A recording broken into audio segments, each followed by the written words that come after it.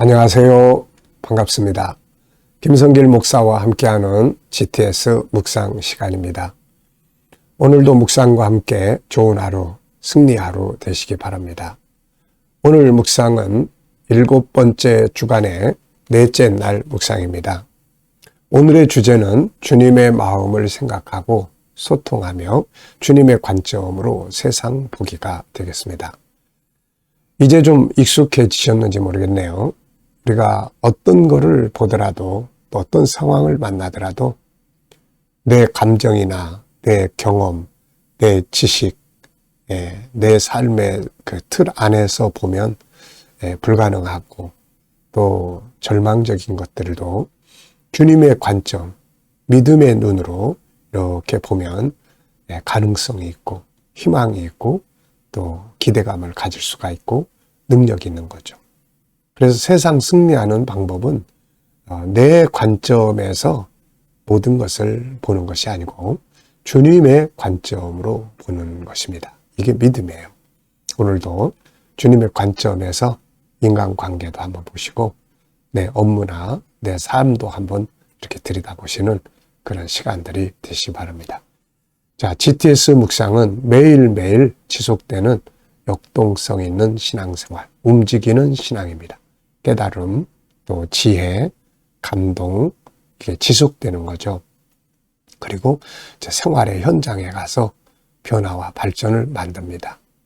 우리가 변화와 발전을 만들기 위해서는 은혜 받은 힘으로도 하는 거지만 또 하나는 이제 구체적인 주제가 필요합니다. 그 주제가 있어야 행동을 할 수가 있거든요. 그래서 매일매일 주제들을 가지고 실천해 보는 거예요. 오늘의 주제는 주님의 마음 생각하고 소통해보고 주님을 어떻게 해야 되나요? 또 주님의 관점에서 보면 이러면 이제 변화가 만들어지거든요. 그래서 이렇게 변화와 발전. 우리 아이들은 또 이제 공부할 때 이제 이렇게 사용을 하면은 학습 능력을 키워갈 수 있습니다. 그래서 5-7+2예요. 5는 그림을 보면서 분석하면서 은혜 받는 거고 7은 7가지 주제입니다. 매일 살아보는 생활이고 이걸 다 모으면은 한꺼번에 사용을 하면 어떤 문제를 다룰 때 또 아이들 학습지도 독서지도 하는데 그 순서대로 이렇게 하면은 학습 점검을 잘 할 수 있고 더 좋은 학습 결과를 만들어낼 수가 있습니다. 자, 그리고 2는 질문 만들기와 그리고 영감 얻기가 되겠습니다. 주님이를 어떻게 해야 되죠? 주님이라면 어떻게 하시겠어요? 그리고 기다려보면은 내 안에 있는 말씀이 떠오르기도 하고 어떤 지혜가 떠오르기도 하고 하거든요.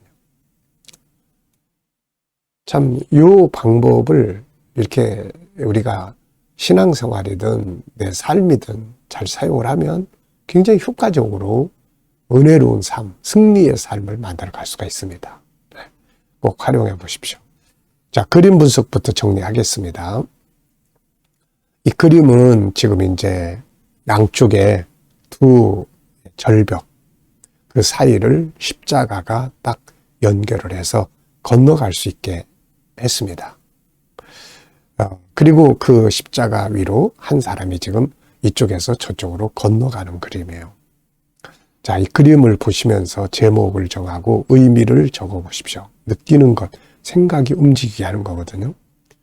저는 제목을 구원의 유일한 길을 이렇게 적었습니다.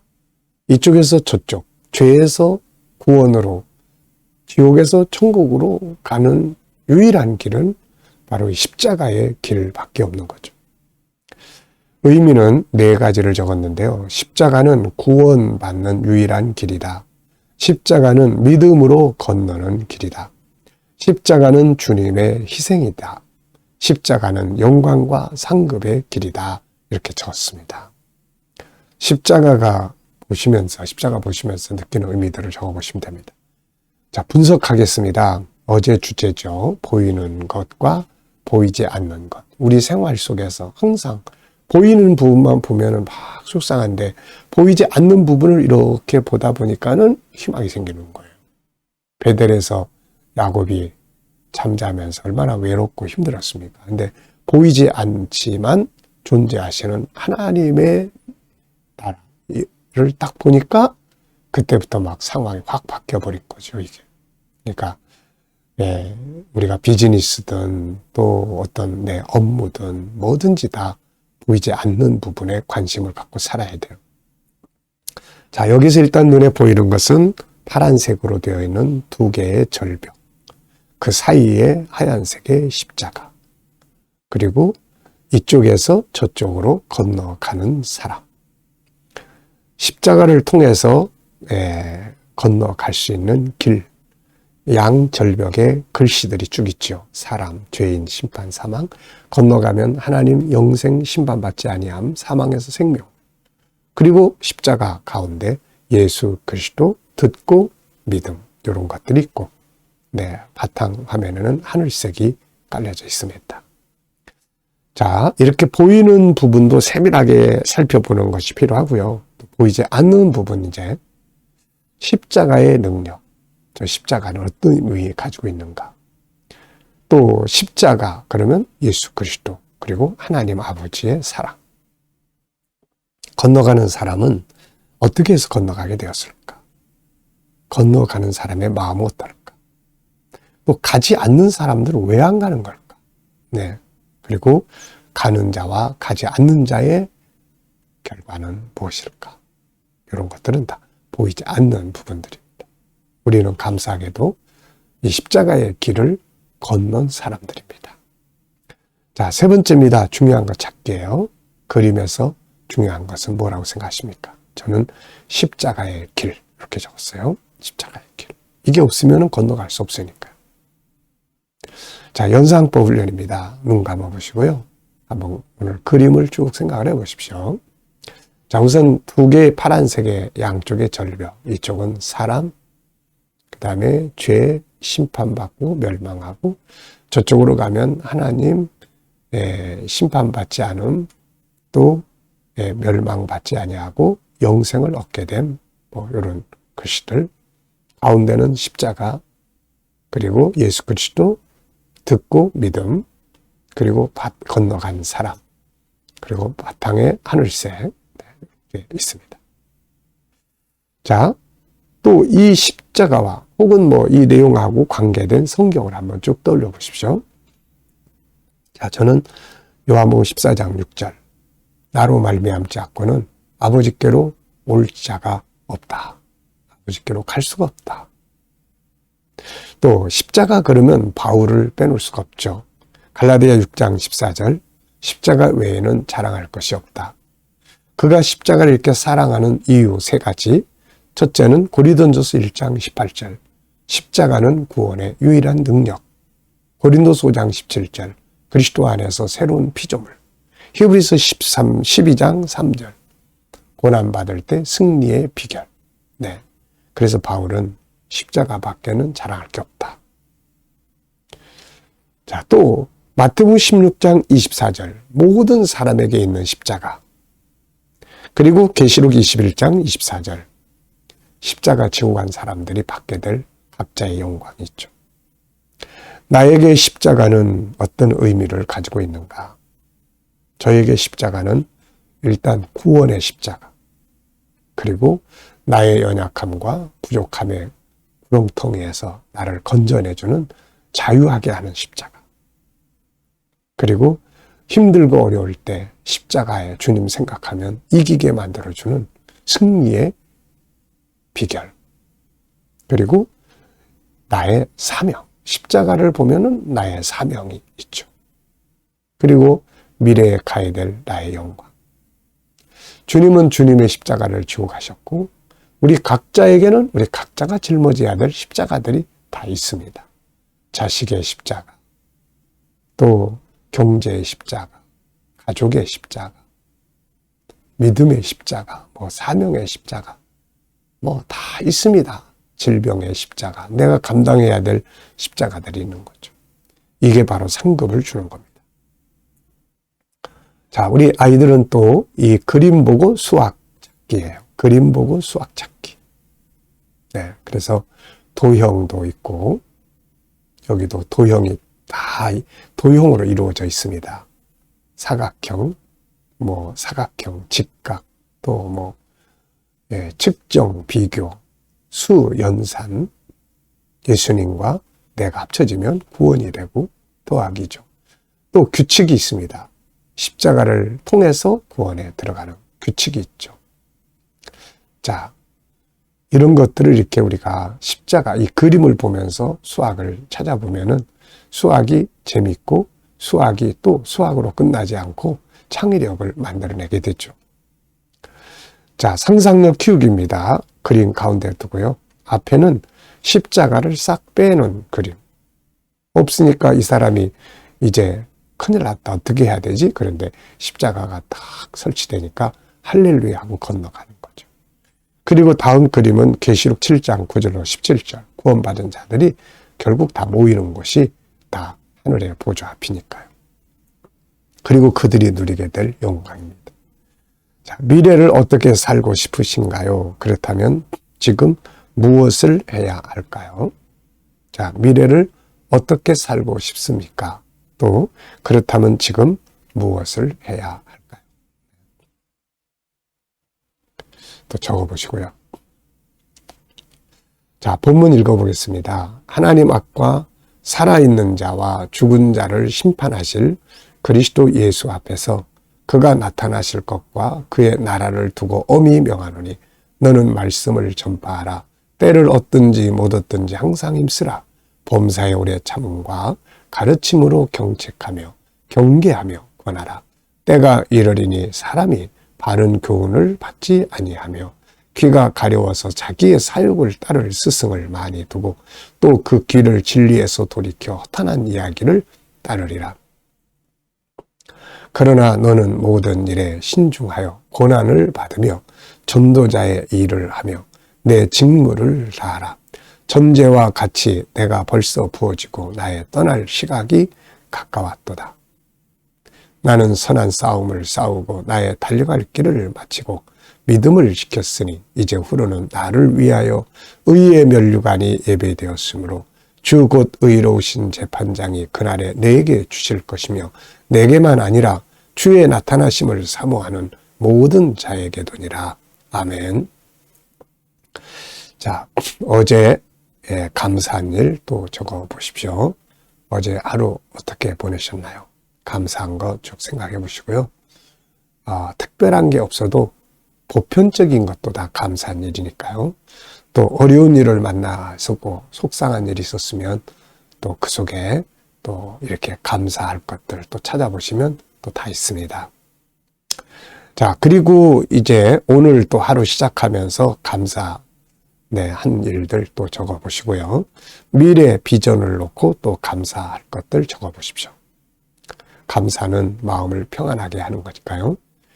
자, 오늘의 주제는 하나님의 마음을 생각하고 소통을 하고 주님의 관점으로 세상을 보는 것입니다. 1번, 이 말씀 속에 나타나고 있는 주님의 마음은 무엇일까요? 저는 3가지를 적어봤습니다. 우선 전도자의 삶을 살아라 하는 것, 2번째는 진리 위에 굳게 서라 하는 것, 3번째는 달려갈 길을 마치는 것. 참 귀한 말씀이에요. 2번째입니다. 오늘 주님을 기쁘시게 하기 위해 할 수 있는 일들은 무엇일까요? 저는 감사로 살기, 열심히 살기, 주님의 관점으로 세상 보기 이렇게 적어봤습니다. 그러면 기뻐하시죠? 다윗이 사울을 죽일 수 있었을 때 그는 사람들의 관점으로 그 상황을 보지 않았습니다. 사람들은 하나님이 기회를 주셨다 그러면서 사울을 빨리 죽이자고 이야기를 했죠. 그런데 다윗은 하나님의 관점으로 이 상황을 봅니다. 하나님은 그의 기름 부으신 자를 내가 해야 하는 것을 기뻐하지 않는다. 그리고 다시 도망을 치는 거죠. 그게 바로 하나님의 관점으로 사는 삶이거든요. 자, 그러면 하나님 기뻐하세요. 3번째입니다. 우리도 이제 하나님의 관점으로 나의 삶을 한번 살펴보는 시간을 갖겠습니다. 내 삶이나 업무나 공부나 환경이나 문제나 비전이나 관계 등에서 한 가지를 선택해가지고 내 이거에 대해서 지금 나는 어떻게 생각하고 있고, 이걸 주님의 관점으로 한번 본다면 주님 어떻게 생각하실지, 우리가 어떻게 행동해야 될지 한번 생각을 해보십시오. 저는 두 가지를 적었는데요. 하나는 오늘의 나의 삶에 대한 저의 생각, 오늘의 지금 나의 삶에 대한 나의 마음. 오늘의 삶이 마음에 드나요? 힘드나요? 보람있게 살고 있나요? 아니면은 또 뭐 아주 절망적인가요? 자, 내가 볼 때는 이런데 주님이 보신다면 어떠실까? 네. 참 주님의 관점으로 본다는 게 큰 축복입니다. 이 요한복음 9장에 날 때부터 소경된 사람을 보고 제자들은 다 비극적인 자기들의 관점에서 보는 거예요. 이 사람 분명히 무슨 죄 졌어. 그러니까 죄의 결과가 이런 거야. 아니면 이 부모가 죄를 졌어. 그래서 이 자식이 이렇게 된 거야. 근데 이렇게 제자들의 관점, 인간의 관점으로 보면은 희망이 없잖아요. 근데 예수님의 관점으로 다 보면 예수님 뭐라고 그러셨어요? 이 사람의 죄도 아니고 부모의 죄도 아니다. 하나님의 일을 나타내기 위한 것이다. 오늘 나의 고난을 한번 그렇게 보시면 뭔가 이 일을 통해서 하나님이 나에게 하고자 하시는 일이 있다. 네. 오늘 나의 삶이 좀 마음에 안 들어도 주님의 관점으로 보면은 그래도 주님이 나를 기뻐하시고 그런 모습들. 자, 두 번째는 나의 비전을 놓고 나의 관점으로 볼 때 내 미래 비전. 그리고 이대로 될까? 안 될까? 안 되면 어떻게 하지? 주님의 관점으로 보면은 믿음의 눈으로 보는 거잖아요. 넘치도록 이루실 하나님의 은혜의 역사. 그리 아니하실지라도 합력해서 선을 이루실 하나님. 이런 믿음의 눈으로 이렇게 시각이 딱 바뀌면은 막 기대감이 되고 희망이 생기잖아요. 자, 질문 만들기입니다. 왜, 무엇을, 어떻게, 만약 이런 걸 넣으면은 질문이 만들어지는 거예요. 5절입니다. 그러나 너는 모든 일에 신중하여 고난을 받으며 전도자의 일을 하며 내 직무를 다하라. 자, 이걸 질문으로 만들면 어떻게 만들면 좋을까요? 저는 이렇게 적었습니다. 앞부분을 보면 이제 세상이 다 진리에서 돌이켜 허탄한 것을 쫓아간다고 바울이 지적을 했어요. 그래서 여기서 저는 세상이 변하지만 하나님의 사람들은 어떻게 살아야 하는가? 이렇게 질문을 적어봤습니다.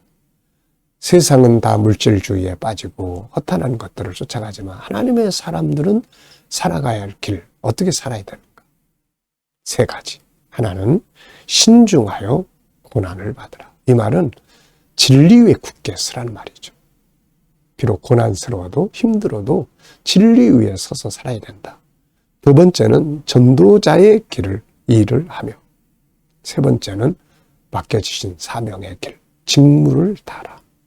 세상이 아무리 변해도 우리 하나님의 사람들이 가야 될 길은 바로 이 길입니다. 진리의 길, 전도자의 길, 그리고 맡겨진 사명 잘 감당하는 직무, 감당하는 그런 길. 네. 자, 두 번째는 비전에 대한 질문이에요. 여러분들도 비전에 대해서 질문을 만들어 보십시오. 저는 질문을 나의 비전을 위해 내가 더 준비해야 할 건 뭔가 항상 하는 질문입니다.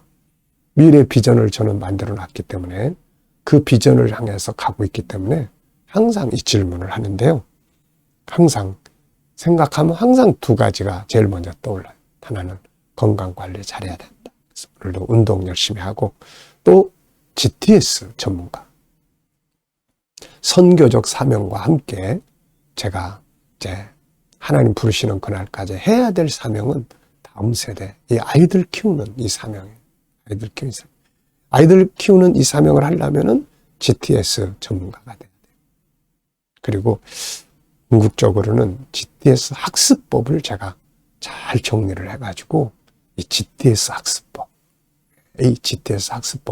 잘 정리를 해서 이게 굉장히 좋은 학습법이거든요, 이게. 그래서 아이들을 신앙과 함께 정말 세상에 반듯한 다음 세대로 키우고 싶은 이제 이거를 좀 이제 더 전문가로 가야죠. 자, 오늘도 이제 마지막 시간, 묵상하는 시간입니다. 앞에서는 그림 분석, 본문 분석을 통해서 은혜를 받았고요. 시간은 주님과 소통하면서 은혜를, 영감을 얻는 시간입니다. 눈 감으시고요. 본문을 한번 쭉 떠올려 보시고 7가지 주제 꼭 떠올려 보시고요.